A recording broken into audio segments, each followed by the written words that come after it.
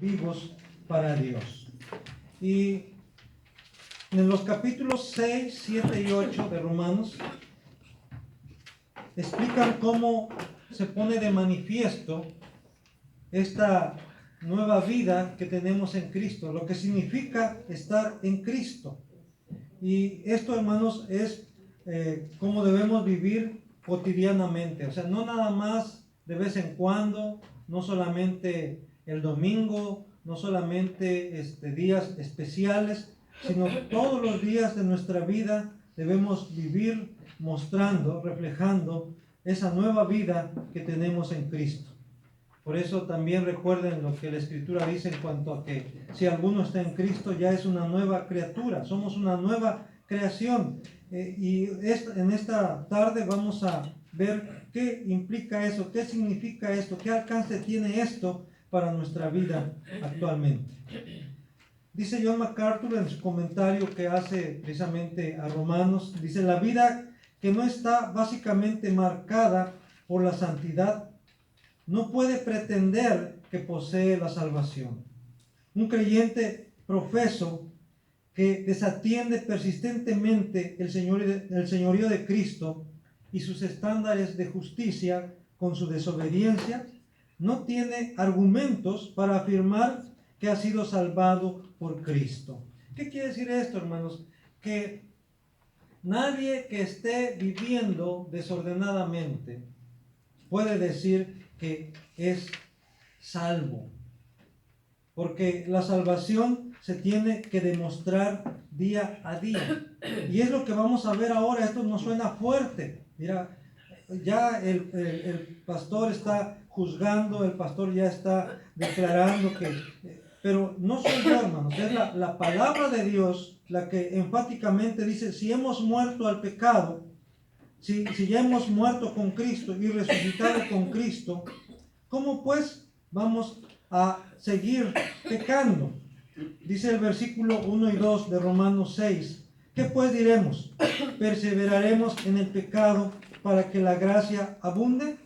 En ninguna manera, dice, porque los que hemos muerto al pecado, ¿cómo viviremos aún en él?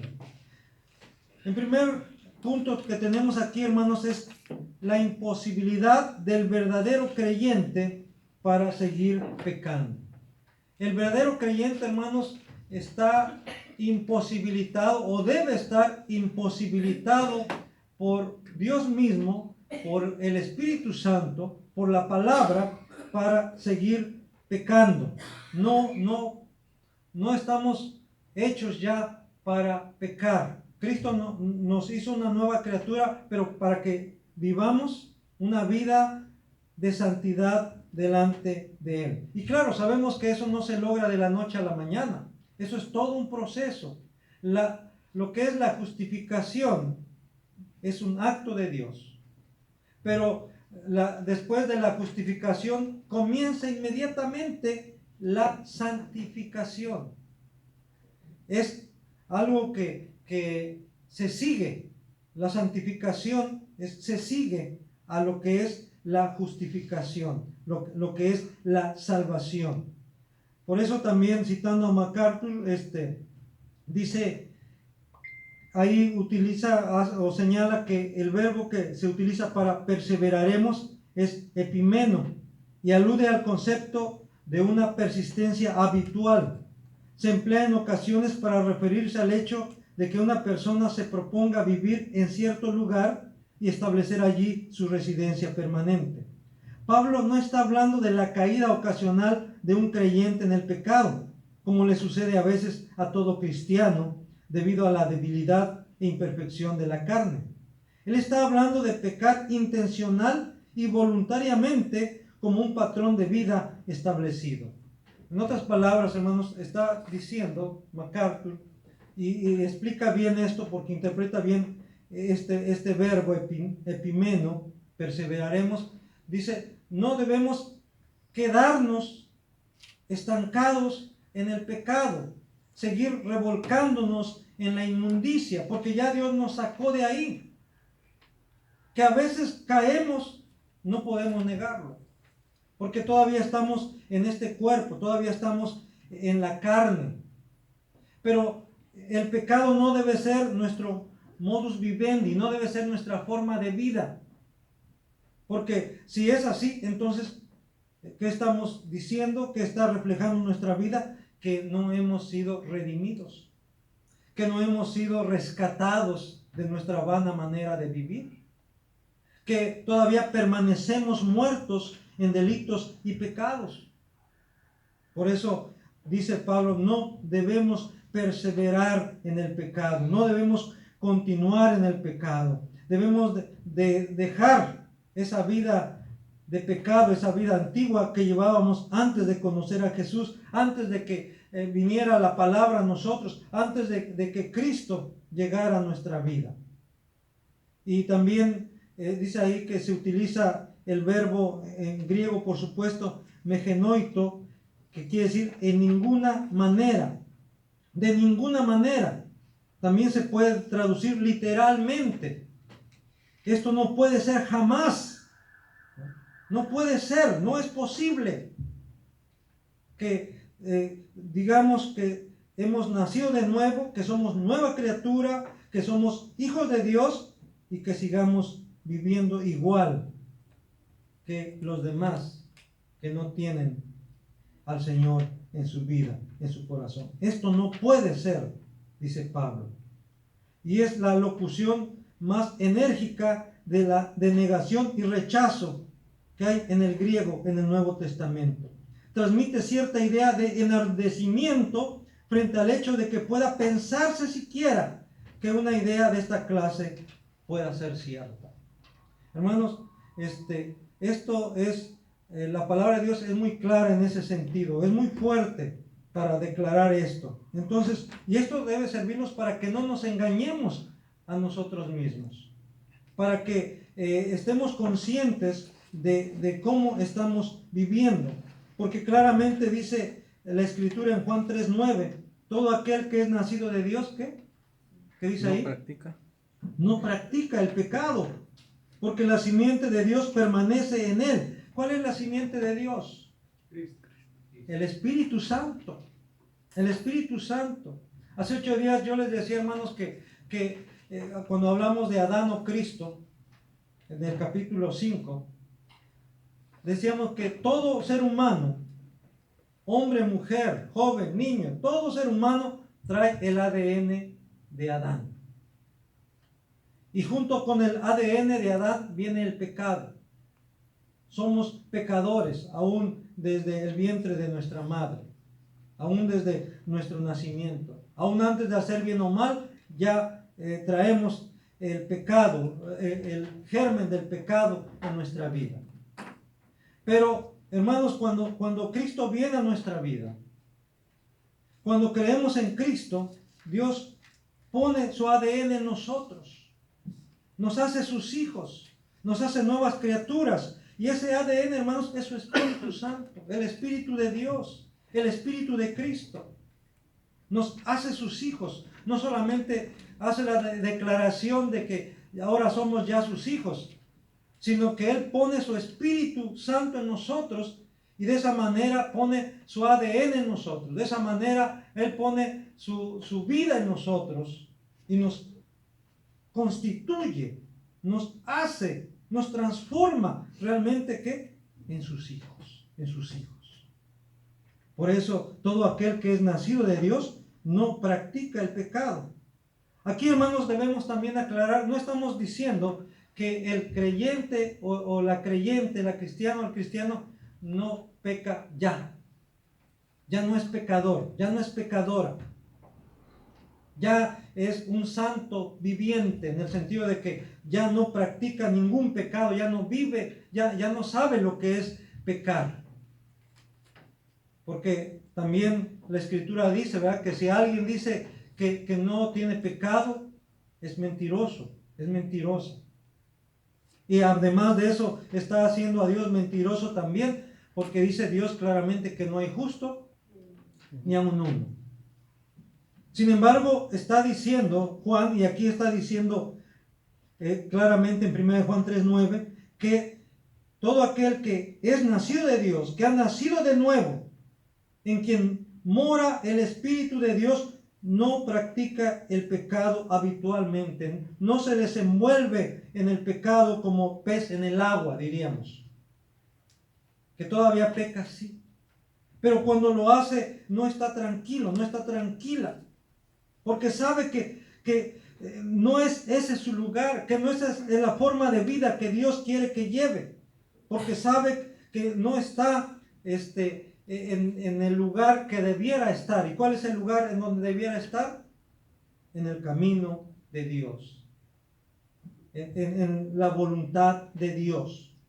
Por eso dice que no puede pecar porque la simiente de Dios permanece en él y porque es nacido de Dios. Esto es lo que Dios nos dice, hermanos, acerca del verdadero cristiano, acerca de los verdaderos creyentes. También, hermanos, el verdadero creyente está unido a Cristo. Dice el versículo 3 y 4 de Romanos capítulo 6. ¿O no sabéis que todos los que hemos sido bautizados en Cristo Jesús, hemos sido bautizados en su muerte? Porque somos sepultados juntamente con Él para muerte por el bautismo, a fin de que como Cristo resucitó de los muertos por la gloria del Padre, así también nosotros andemos en vida nueva.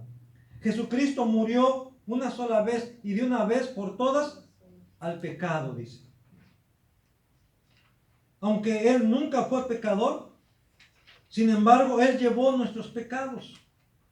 Y cuando Él murió en la cruz, Él murió al pecado por nosotros.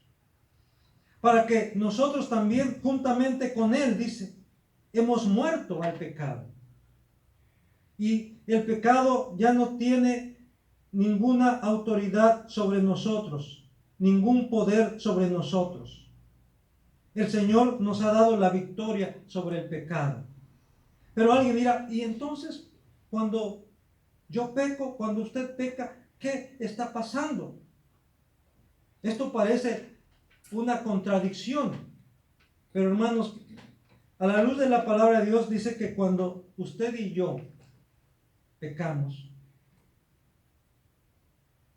lo que pasa es que la misma concupiscencia que hay en nosotros, lo que pasa que todavía esa debilidad de la carne que hay en nosotros nos atrae, nos seduce. Y lo triste es que, hermanos, ahora lo hacemos conscientemente. Antes lo hacíamos inconscientemente, ni sabíamos que estábamos mal. Pero ahora que conocemos la palabra, que conocemos a Dios, ahora sabemos que estamos mal. Y si lo hacemos, entonces lo estamos haciendo conscientemente, voluntariamente, y esto, hermanos, hace que el pecado sea sobremanera pecaminoso. Por eso, nosotros, hermanos, como hijos de Dios, estamos unidos a Cristo en su muerte y estamos unidos a Cristo en su resurrección. Hemos muerto al pecado con Cristo.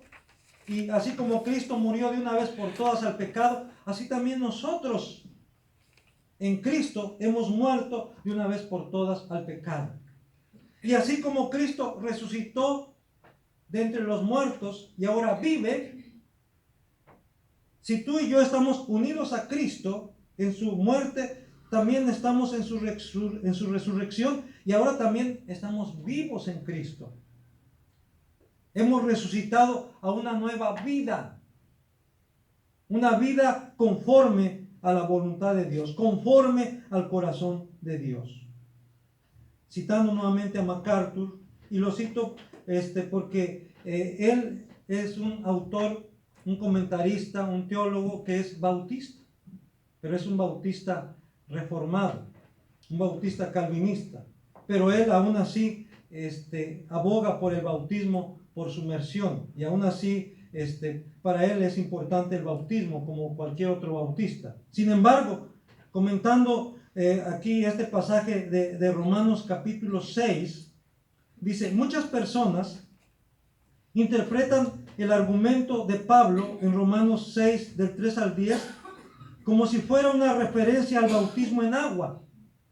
Sin embargo, Pablo simplemente está utilizando la analogía física del bautismo en agua para enseñar la realidad espiritual de la unión del creyente con Cristo.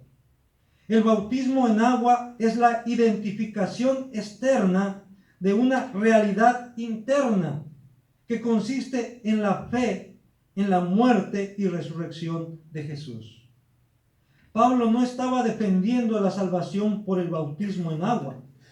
Eso sería una contradicción frente a todo lo que acaba de decir en Romanos del capítulo 3 al capítulo 5 sobre la salvación por gracia y no por obras. Además de que en estos capítulos ni siquiera se menciona el bautismo en agua. Entonces, a diferencia de otros hermanos bautistas que enfatizan mucho el bautismo en agua y que si no te bautizas por sumersión, no vale otra forma de bautismo y tienes que bautizarte por sumersión, porque el bautismo es el paso de fe, el paso de obediencia, y algunos incluso llegan al extremo de decir que la Biblia dice que el que creyere y fuere bautizado será salvo, y el que no creyere será condenado. Y casi le agregan ahí, y si no es bautizado, está condenado. Hermanos, el bautismo no es una condición que Dios ponga para ser salvo. La condición que Dios pone para ser salvo es creer. Esa es la condición. Si alguien no cree, no puede ser salvo. Por eso dice, el que no creyere será condenado. No dice el que no se bautizare será condenado. Y utilizan este pasaje de Romanos 6, del 3 al 10 o desde el 1 al 10 para enfatizar el bautismo como un requisito, como necesario para la salvación. Pero lo que dice Pablo aquí, hermanos, es que cuando tú y yo fuimos bautizados, si fuiste bautizado por sumersión, gloria a Dios. Si fuiste bautizado de otra manera, la forma de bautismo no es lo más importante, sino lo que significa el bautismo, lo que implica ser bautizado. Y lo que significa el bautismo es que ahora tú estás unida a Cristo. Y esto incluso no se hace cuando eres bautizado, es antes de ser bautizado. Cuando tú crees en Cristo, cuando tú confiesas a Jesucristo como tu Señor y Salvador, es entonces cuando eres unido a Cristo, cuando eres unida a Cristo. Es en ese momento cuando Dios te justifica, es en ese momento cuando Dios te acepta como su hijo, como su hija. Es en ese momento cuando Dios te hace una nueva creación, una nueva criatura, no cuando eres bautizado. Porque el bautismo no es para regeneración como algunos enseñan. No. El bautismo, hermanos, es un testimonio público, es hacer pública y externa la obra que Dios ha hecho en nosotros, en nuestro interior, por medio de su Espíritu Santo, por medio de su palabra. Somos regenerados por la palabra de Dios, por el Espíritu Santo en nosotros, no por el bautismo. ¿Y cuando hemos sido unidos a Cristo? Cuando creímos en Él. Eso sí, hermanos, si no hemos creído en Cristo, entonces seguimos muertos en nuestros delitos y pecados. Seguimos siendo las viejas criaturas que estamos identificados con Adán solamente, y en Adán solamente lo que espera es la muerte, porque Él ha traído la muerte a causa de su desobediencia, a causa de su pecado. Ha traído la muerte para toda su descendencia, para toda la humanidad. Y lo único que puede cambiar esa situación, hermanos, es la fe en Jesucristo. Él es el único que puede cambiar el destino eterno de los hombres y de las mujeres. Por eso hermanos, es importante asegurarnos de estar en Cristo. Y si estamos en Cristo, debemos andar en vida nueva, dice la Escritura. Por eso Pablo, cuando escribe a los Gálatas en el capítulo 3, versículos 27 y 28, dice: porque todos los que habéis sido bautizados en Cristo, ¿qué dice? De Cristo estáis revestidos. De Cristo estáis revestidos. No solamente dice vestidos, sino revestidos. Empapados de Cristo. Llenos de Cristo. Cristo debe de inundar cada parte de nuestra vida. Cada célula de nuestro cuerpo debe estar inundada por Cristo por medio de su Espíritu Santo. Ya no hay, por eso dice, ya no hay judío ni griego, no hay esclavo ni libre, no hay varón ni mujer, porque todos vosotros, ¿qué dice? Sois uno en Cristo Jesús. Nosotros somos uno en Cristo Jesús y a la vez somos uno con Cristo, uno en Cristo. Y el Padre, hermanos, nos ve por medio de su Hijo Jesucristo. Nos mira a través de Jesucristo. Desde la eternidad, hermanos, Dios nos miró a través de su Hijo. Dios nos escogió a través de su Hijo desde la eternidad, desde antes de la fundación del mundo. Él te estaba viendo a ti y me estaba viendo a mí a través de su Hijo Jesucristo, y en base a eso nos escogió. Es algo maravilloso, hermanos. Por eso, cuando pensemos en esto, esto nos debe motivar a vivir para la gloria de Dios. El verdadero creyente está identificado con Cristo en su muerte y resurrección. Sigue diciendo el apóstol Pablo ahí en el versículo 4 y 5, dice: porque somos sepultados juntamente con Él para muerte por el bautismo, a fin de que como Cristo resucitó de los muertos por la gloria del Padre, así también nosotros andemos, ¿qué? En vida nueva. Así también nosotros andemos en vida nueva. Porque si fuimos plantados juntamente con Él en la semejanza de su muerte, así también lo seremos en la de su resurrección. Y aquí, hermanos, sí es cierto, está hablando acerca de que seremos levantados un día de entre los muertos, así como Cristo fue levantado de entre los muertos un día, en el sentido literal, en el sentido físico. Pero ya también aquí podemos ver, podemos vislumbrar que Pablo se está refiriendo también a haber resucitado espiritualmente. Por eso, ahí en el Evangelio de San Juan, en el capítulo 5, cuando habla acerca de las dos resurrecciones, dice claramente que, dice: vendrá el día cuando los muertos, los que están en los sepulcros, oirán la voz del Hijo del Hombre y serán levantados. Pero también dice que los muertos oirán su voz. Dice: la hora viene y ahora es cuando los muertos oirán la voz del Hijo del Hombre y vivirán. Y ahí está hablando, hermanos, de la muerte y de la vida espiritual. Los muertos espirituales oirán la voz del Hijo del Hombre, oirán el Evangelio de salvación y serán resucitados, serán levantados. Dios implantará en ellos la nueva vida. Lo mismo que vio allá Ezequiel en el capítulo 37, el valle de los huesos secos. También como Dios los levantó por medio de la profecía, por medio de la predicación, por medio del Espíritu Santo. Y es así, hermanos, como Dios trabaja, es así como Dios actúa, por medio de la palabra, por medio del Espíritu. Y por eso ahí dice: si fuimos plantados juntamente con Él en la semejanza de su muerte, así también lo seremos en la de su resurrección. Y no solamente viendo a futuro, sino aún en el presente.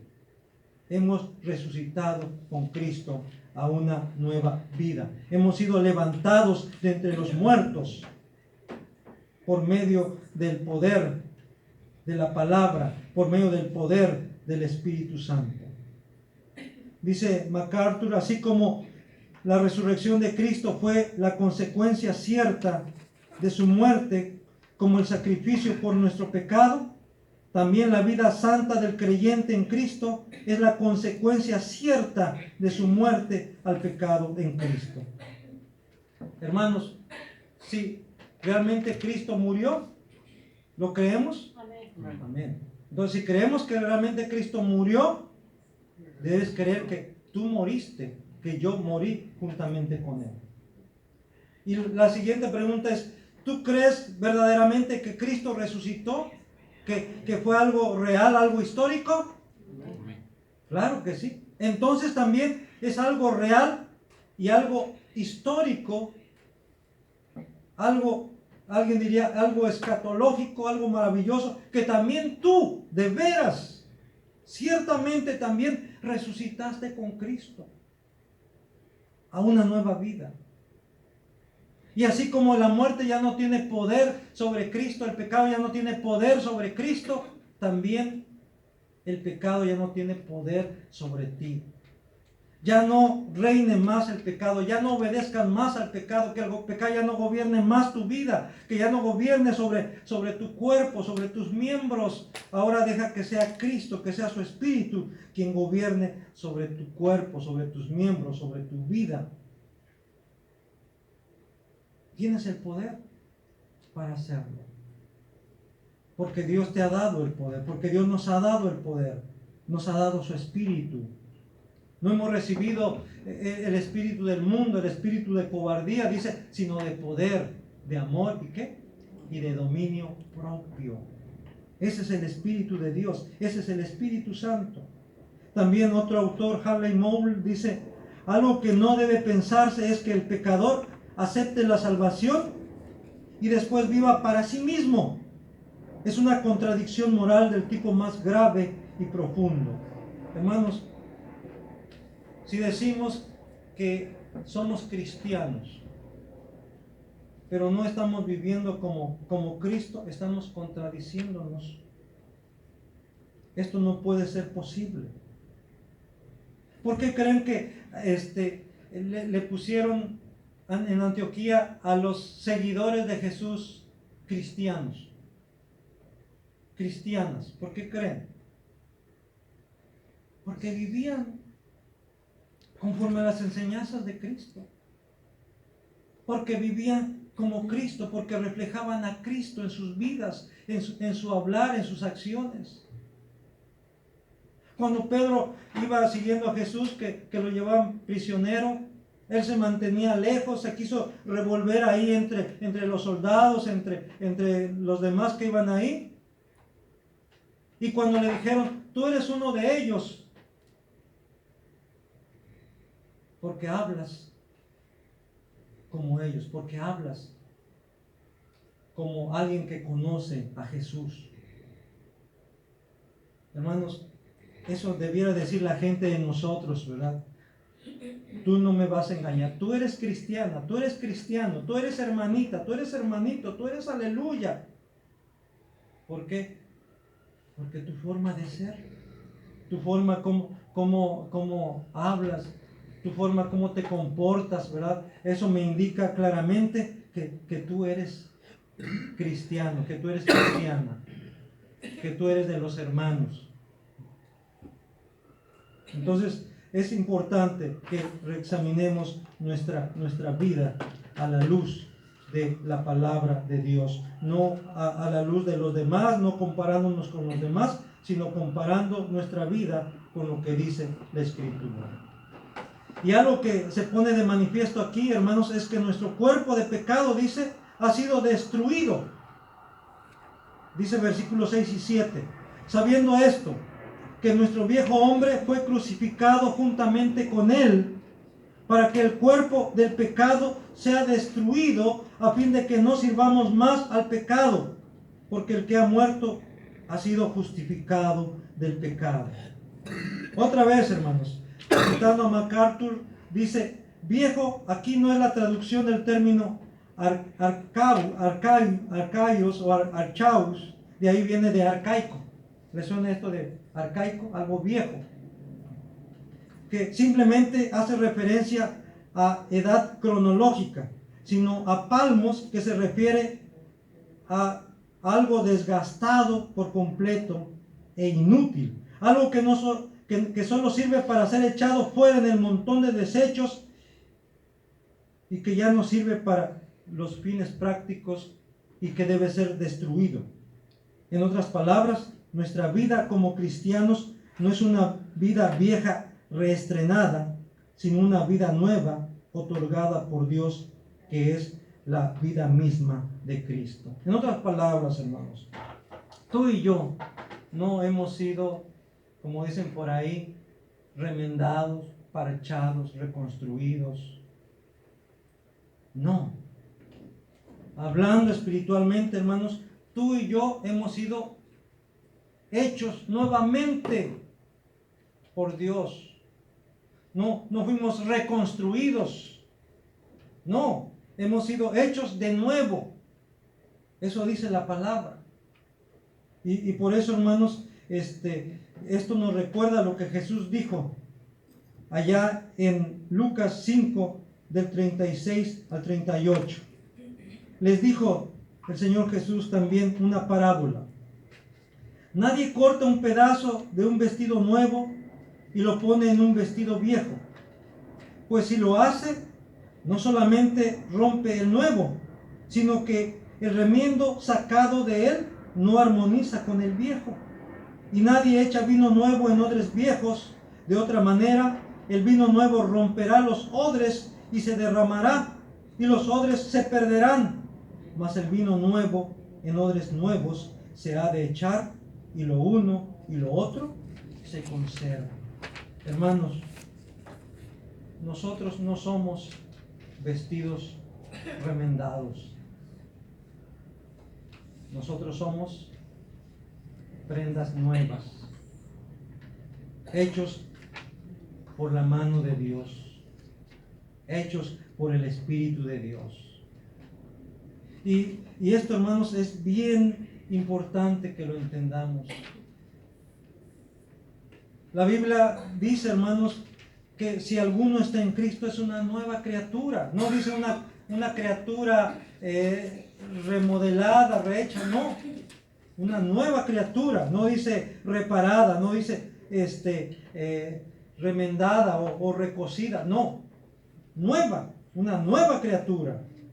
Por eso, entonces, debemos andar, ¿qué? En vida nueva. Hermanos, no somos del yonque. No somos del montón. No. Dios, hermanos, nos ha hecho de nuevo y nos ha hecho con una particularidad. Nos ha hecho de una manera especial. No menospreciemos eso que Dios ha hecho en nosotros y con nosotros. Vivamos de veras a la altura. Por eso dice, es importante. Por eso dice, les ruego, les pido que anden conforme a la vocación, conforme a la dignidad en que fueron llamados. Os ruego que anden como es digno de la vocación con que fuisteis llamados. Y quien nos ha llamado, hermanos, es Jesucristo. Y debemos de oírle y debemos de seguirle, porque él mismo dice, yo conozco mis ovejas, ¿qué? Y las mías me conocen. Y oyen mi voz, ¿qué? Y me siguen. Entonces, hermanos, si somos sus ovejas y él es nuestro pastor, oigamos su voz y sigamos. Y de esa manera, entonces, estaremos viviendo esa vida nueva que él ha implantado ya en nuestro corazón, en nuestra vida. Que el Señor, hermanos, nos permita día a día vivir en esa vida nueva conforme a su voluntad. Amén.